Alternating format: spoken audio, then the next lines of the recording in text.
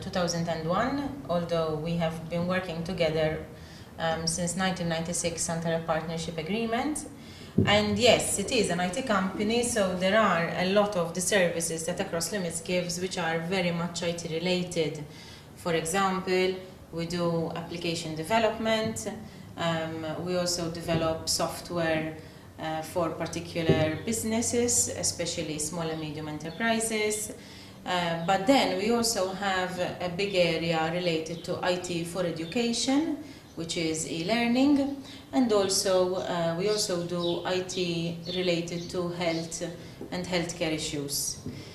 The company also has then a consulting arm, and over there we give consulting related to European funded projects. So that area, although it is not purely IT, however, sometimes we submit proposals related to information technology. So, what do you find fascinating in your role as an entrepreneur, as a female entrepreneur? Well, I think there's never a dull moment, so definitely every day is going to be different. You're at the place of work with an idea of what the day will be like, but most of the time everything changes halfway through. What I find most fascinating is that we are creating our own work, so the whole team that supports me at Across Limits here in Malta, and also we have some colleagues abroad.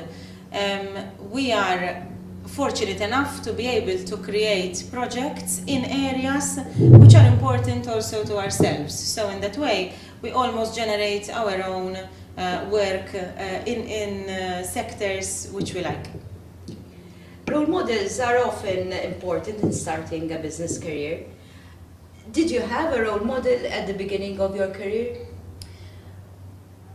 I did not have one particular role model, but what happened, I was always very much involved into female organizations, especially female business organizations. And over there, from the other members that at the time were much more older than me, I saw several role models which actually inspired me to continue working.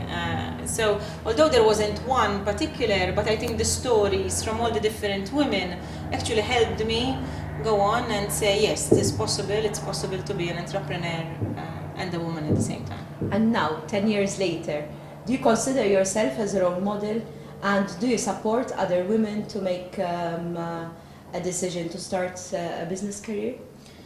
Many people seem to consider me as a role model. I personally think I still have a lot to learn as well, so I don't particularly see myself as having arrived at the top of my career. However, from the experience I have gathered during these years, yes, I'm more than happy also to give advice and to help and maybe recount my experiences, because it can be very daunting for somebody still starting in their own little business in order to approach, I don't know, like a bank manager or suppliers or clients. So yes, I would like to share that experience also with others. Do you believe that networking is beneficial to a business? Well, I am a big believer of networking, and I'm sure that you definitely agree with me as well. I don't think we would have arrived where we are today without networking, not just at the national, but even more so at the European level. I think we have been brilliant at tapping into different niche markets and niche areas, making a name for ourselves by not being afraid to go and start giving out business cards to people that you don't know, and talking with people at conferences and knocking on doors. So definitely yes, networking is one of the best ways of growing your business. So, what IT tools and knowledge would you suggest to a woman who is thinking about starting her own business? Well, definitely the website is going to be the biggest tool that they are going to be using. However, to support the website, one should also have, for example, a good PowerPoint presentation which describes their business in very simple visual ways, because it's important that when they go and present themselves, they don't just talk about it, but they even show whatever they can to other people.